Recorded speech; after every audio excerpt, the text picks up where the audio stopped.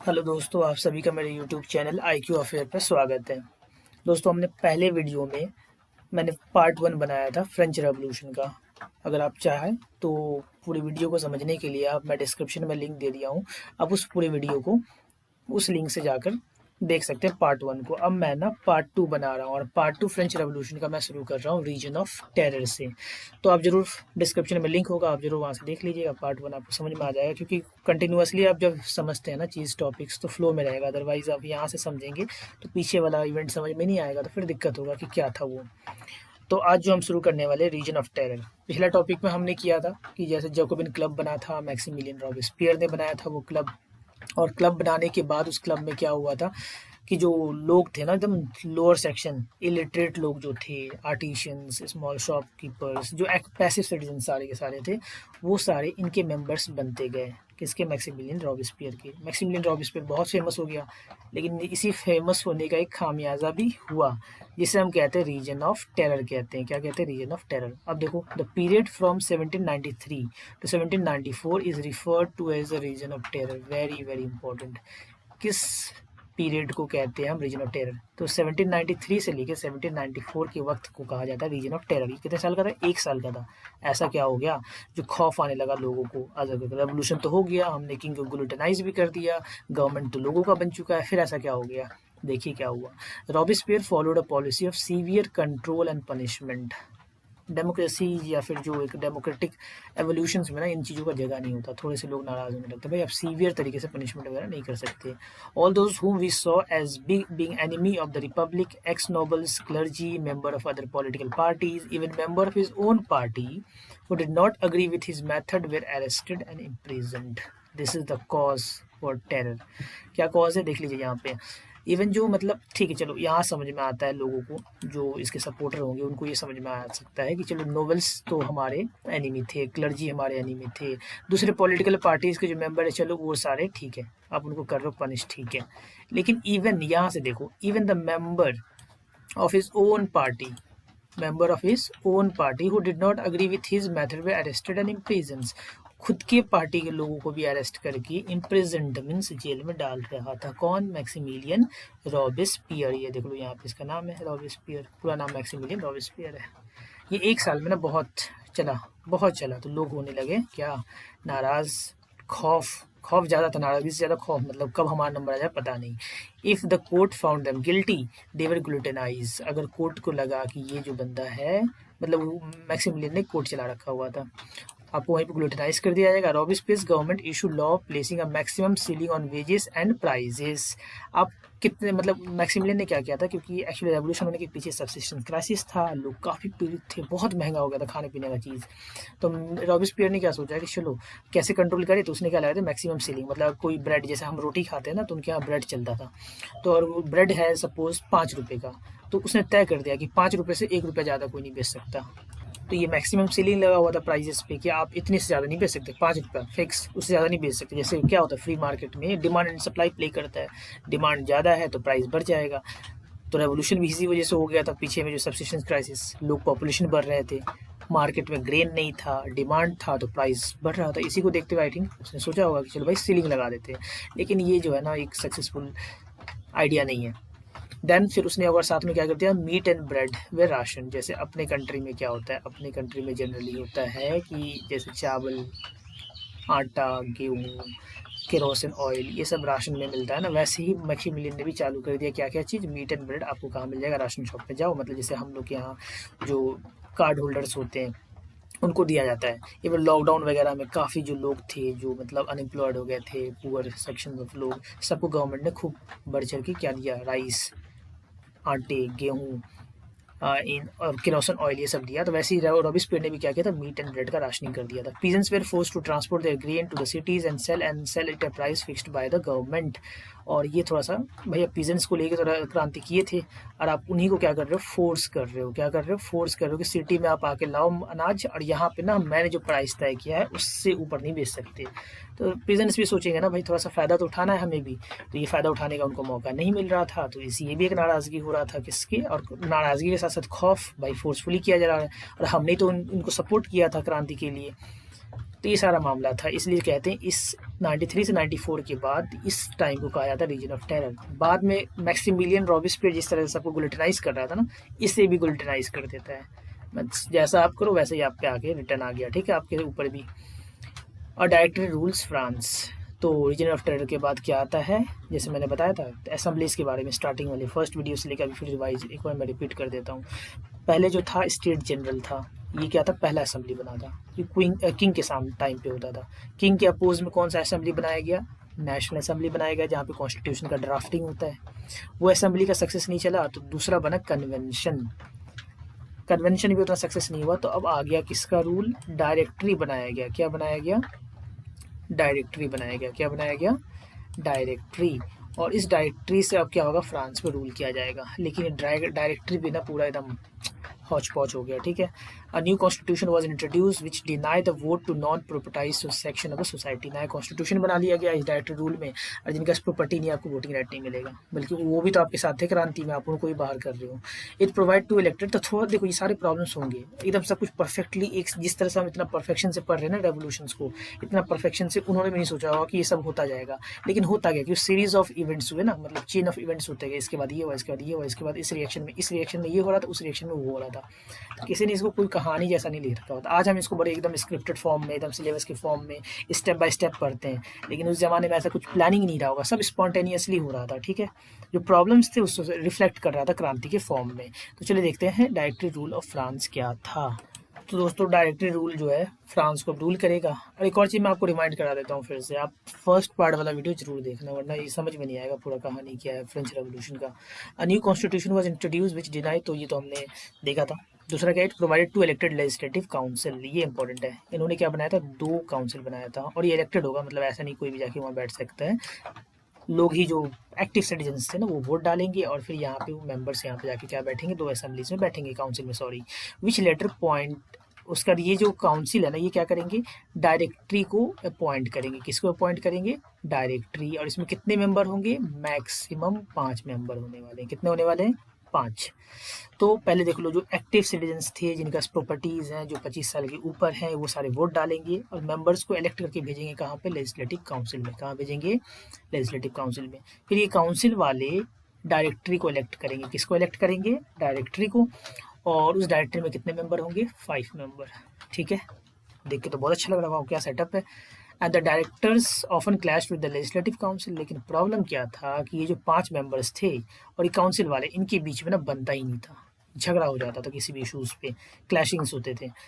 Who then sought to dismiss them, और the political instability, और एक दूसरे को डिसमिस करना चालू कर दी, वो उसको हटा रहा, वो उसको हटा रहा, वो उसको हटा रहा, मीन्स बहुत ज़्यादा इंस्टेबिलिटी आ गया। क्या आ गया, पॉलिटिकल इंस्टेबिलिटी आ गया।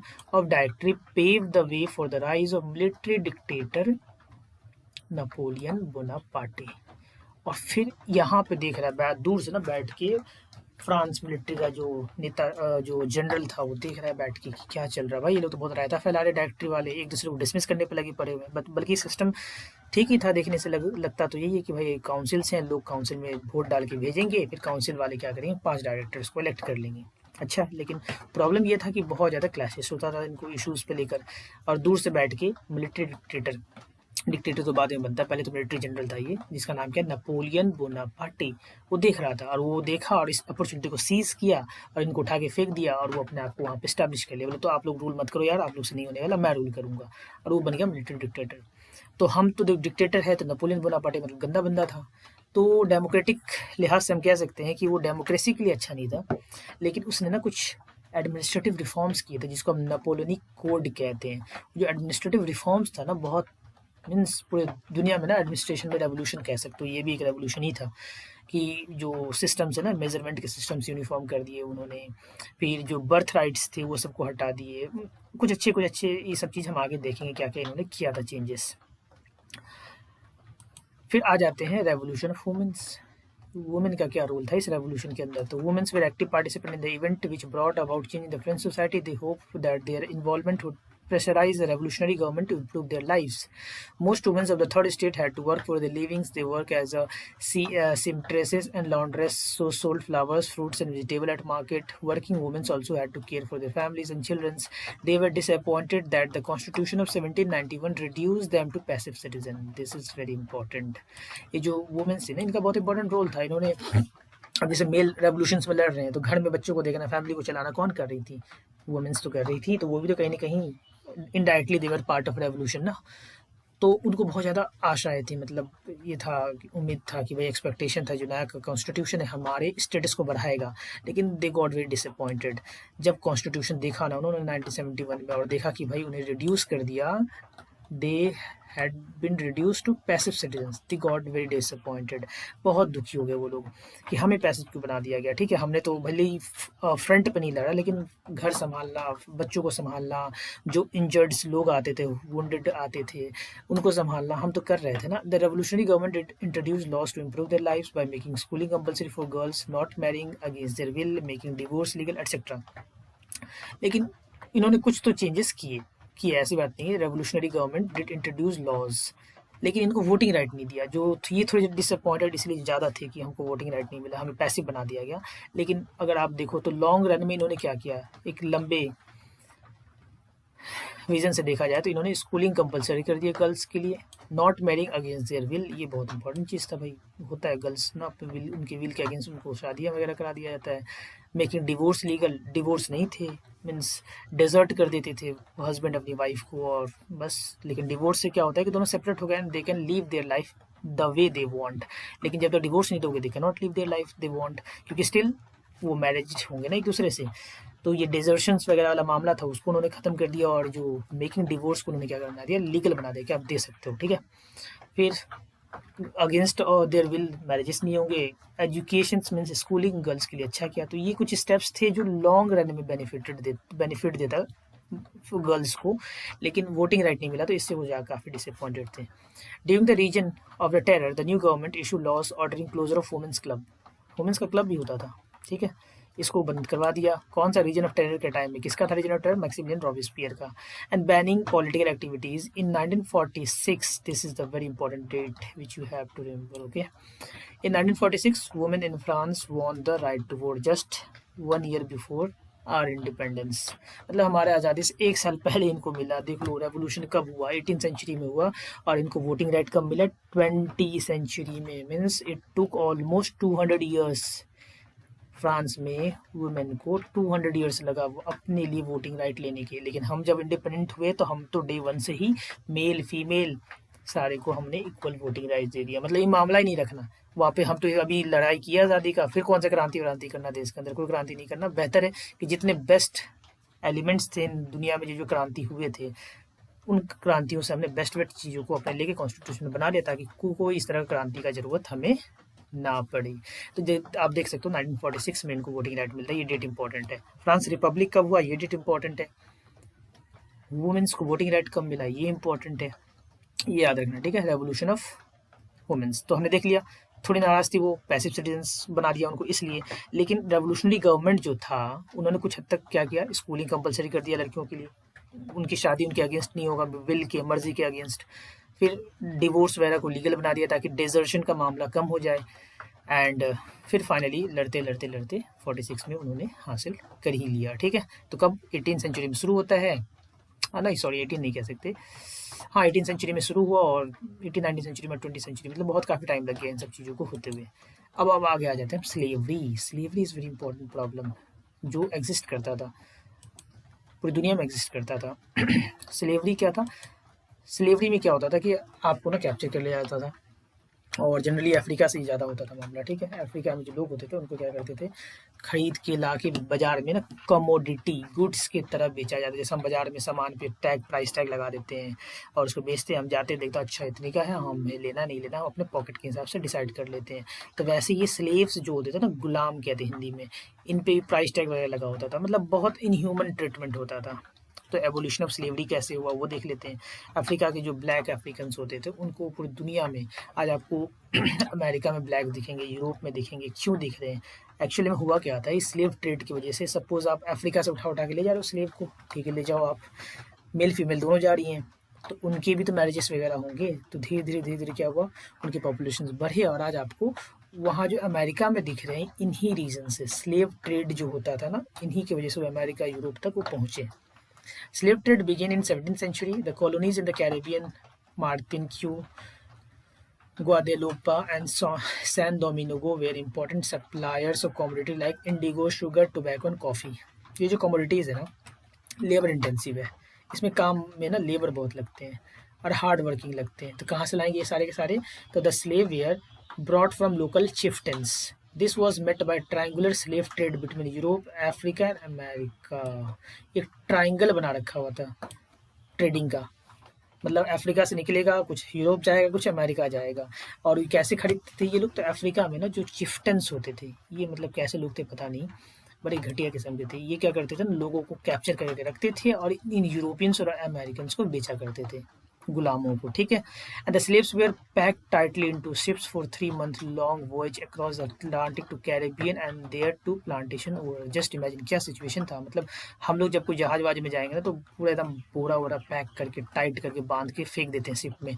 ऐसे इन इंसान को ना slaves were packed tightly into ship for 3 month. ऐसे इनको टाइट से बांध बूंद के, मतलब जैसे लग रहा है कि मीन्स कोई गुड्स है, कमोडिटी है, उस तरह से ट्रीट करके 3 महीना तक सफ़र में बिठा के ले जाते। तब खाना देते होंगे या ना देते होंगे, वही लोग जाने।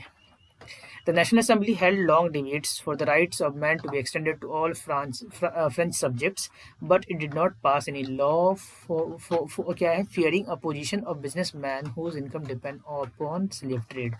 तो इन्होंने तो चलो भाई सारे मैंस को राइट तो दिया, लेकिन स्लेव्स के बारे में कुछ नहीं कहा, क्योंकि ना वो डरते थे। क्योंकि ज़्यादातर जो बिजनेस एक्सपेंशन चालू हुए, तो जो लोग स्लेव ट्रेड से जो मर्चेंट्स थे ना, जिनका बिजनेस चलता था, वो तो नाराज़ हो जाएंगे। तो भाई फंडिंग शंडिंग भी तो चाहिए ना सरकार चलाने के लिए, तो नाराज़ हो जाएंगे तो मुश्किल हो जाएगा। And finally slavery was abolish in French colonies इन 1848. लेकिन आखिरकार होते होते चलो एटलीस्ट डिबेट चालू होता है, तो उसी टाइम नहीं होगा रिजल्ट, इंस्टेंट नहीं आएगा। लेकिन जब डिबेट चालू हुआ तो उस टाइम तो बैन नहीं हुआ, चलो ठीक है। लेकिन बीतते वक्त बीतते बीतते बीतते आखिरकार आके स्लेवरी क्या हो गया, एबोलिश हुआ। तो ये आपको याद रखना होगा, वेरी इंपॉर्टेंट है 1848 में। और स्लेवरी का बड़ा इंटरेस्टिंग है, जो रेवोल्यूशनरी गवर्नमेंट था उन्होंने एबोलिश तो किया था, लेकिन जब नेपोलियन आया था ना, तो उसने वापस से स्लेवरी को क्या कर दिया था, लीगल कर दिया था। फिर जब नेपोलियन हट गया, वाटरलू, बैटल ऑफ वाटरलू में हार जाता है, उसके बाद फिर से गवर्नमेंट फॉर्मेशन होता है, तब इसको जाके फाइनली क्या किया जाता है, एबोलिश किया जाता है। तो ये तो था एबोलिशन ऑफ स्लेवरी। स्लेवरी होता क्या है वो मैंने बता दिया, गुलामगिरी, मतलब लोग आपको कैप्चर करके ले जाएंगे, बेच दिया जाएगा और आप अमेरिका और यूरोप पहुंच जाओगे अपने नेटिव विलेज से, और वहीं आप काम करोगे एनिमल की तरह, ठीक है। आगे देख लेते हैं अब राइज ऑफ नेपोलियन, और लास्ट टॉपिक रहेगा लेगेसी ऑफ फ्रेंच रेवोल्यूशन। उसके बाद हमारा ये चैप्टर हो जाएगा पूरी तरह से ख़त्म। इसलिए फर्स्ट वीडियो जरूर देख लेना, समझ में आ जाएगा। 2 वीडियो में मैंने फ्रेंच रेवोल्यूशन को कंप्लीट किया है। The rise of Napoleon Bonaparte. अब नेपोलियन बोनापार्टे जो था ना, in 1804 Napoleon Bonaparte crowned himself as empire of France. देख लो भाई, फ्रांस तो ऑलरेडी एक एम्पायर मतलब किंग विंग से दूर होते होते रेवोल्यूशन की तरफ जा रहा था, लेकिन वापस 1804 में घूम फिर के एम्पायर आ गया। और कौन आ गया? Napoleon Bonaparte. He conquered neighboring countries, disposing dynasties and created kingdom by placing his family member there. इसने किंगडम बनाना शुरू कर दिया और आसपास के लोगों जो स्टेट्स थे उसको कैप्चर करना चालू कर दिया। He saw his role as modernizer of Europe. He introduced many laws such as protection of private property and uniform system of weights and measures provided by decimal system. ये जो मैंने आपको बताया था स्टार्टिंग पे ही, ये इसके काफ़ी क्रांतिकारी ये रिफॉर्म्स थे जो हमें क्या करना चाहिए, प्रेज वर्दी है ये। भले ही बने मतलब इन्होंने डेमोक्रेसी को थोड़ा सा ये किया था, हैम्पर किया था, लेकिन कुछ यूनिफॉर्म सिस्टम्स लाए और जिसको नेपोलियनिक कोड कहते हैं। Many saw him as liberator who would bring freedom for the people, but soon his armies came to viewed as an invading forces. Initially जब नेपोलियन ने नेबरिंग कंट्रीज को invade करना शुरू किया, तो लोगों ने उसको कैसे मानना शुरू कर दिया कि भाई नेपोलियन और फ्रांस वाले तो क्या है, हमारे लिबरेटर्स हैं, हमें आज़ादी दिलाने वाले। लेकिन बाद में धीरे धीरे लोग क्या होने लगे, इन्वेडिंग फोर्सेस इनको मानने लगे। क्यों मानने लगे? क्योंकि देखो, अब जब वॉर लड़ोगे तो आपको आर्मीज चाहिए, आर्मी में लो सोल्जर्स चाहिए, सोल्जर्स कहाँ से लाओगे? तो इन्होंने फोर्स क्या किया, फोर्सफुली लोगों को ना आर्मी ज्वाइन करवाया, इसको फोर्स इंस्क्रिप्शंस कहते हैं। और सब इंटरेस्टेड नहीं होते इन सब चीज़ों में। भाई जिसको जाना है वही जाएगा, आप फोर्सफुली सबको ले जाओगे तो फिर प्रॉब्लम है। तो लोग इससे थोड़ा सा नाराज़ होने लगे, क्योंकि देखो आप एडमिनिस्ट्रेटिव रिफॉर्म ला रहे हो, लेकिन जो पॉलिटिकल फ्रीडम है ना, हैंड इन हैंड नहीं हुआ। मीन्स एक अच्छा कर रहे हो लेकिन दूसरा आप रोक रहे हो। सेंसरशिप, पॉलिटिकल फ्रीडम का मतलब क्या होता है कि you can write whatever you want to write freely. यही तो हो रहा था रेवोल्यूशन में, तभी तो रेवोल्यूशन हुआ था, सारे फिलोसोफर्स फ्रीली लिख पाए थे। लेकिन हिटलर सॉरी नेपोलियन ने क्या किया था थोड़ा सा सेंसरशिप लगाने चालू कर दी है। तो ये पॉलिटिकल फ्रीडम लोगों को मिलना कम हो गया, इसमें स्पेस जो पॉलिटिकल स्पेस होता है ये लोगों के लिए रिड्यूस कर दिया नेपोलियन ने। और तो लोग इसलिए क्या मानने लगे इसको, इन्वेडिंग फोर्सेस। भले ही आप एडमिनिस्ट्रेटिव रिफॉर्म कुछ भी कर लो ना, डेसिमल सिस्टम ला दो, वेट में यूनिफॉर्म सिस्टम ला दो, प्रोटेक्शन फॉर प्राइवेट प्रॉपर्टीज़, ये नहीं होता था पहले। आज भी देखो जैसे हमारे देश में क्या होता है कि कोई रोड वोड बनता है, तो सपोज़ हमारा ज़मीन रोड पे चला जाता है या हमारा घर मकान आ जाता है, तो जनरली क्या होता है, हम जुडिशरी जा सकते हैं, कोर्ट जा सकते हैं। कोर्ट पे जाके हम क्या करेंगे, पिटीशन फाइल करेंगे और कोर्ट ना वहाँ पे थोड़ा सा काम रुकवा देगा। हाँ चलो, डेवलपमेंट का काम थोड़ा स्लो हो जाता है, लेकिन इसमें एक चीज़ ये होता है कि आपका जो प्रोटेक्शन है ना प्राइवेट प्रॉपर्टी का, वो तो वहाँ पे बच जाता है ना। फिर गवर्नमेंट कोर्ट क्या कहेगा कि भाई जो बंदा है ना, आप उसको प्रॉपर तरीके से मार्केट वैल्यू पे कंपनसेट करो, उसका नुकसान नहीं होना चाहिए। फिर आपको पैसा मिल जाता है और आप छोड़ देते हो तो कंस्ट्रक्शन का काम चालू हो जाता है। तो ये सारा सिस्टम जो प्रोटेक्शन ऑफ प्राइवेट प्रॉपर्टी, ये भी कहीं ना कहीं फ्रेंच रेवोल्यूशन से ही निकला हुआ था।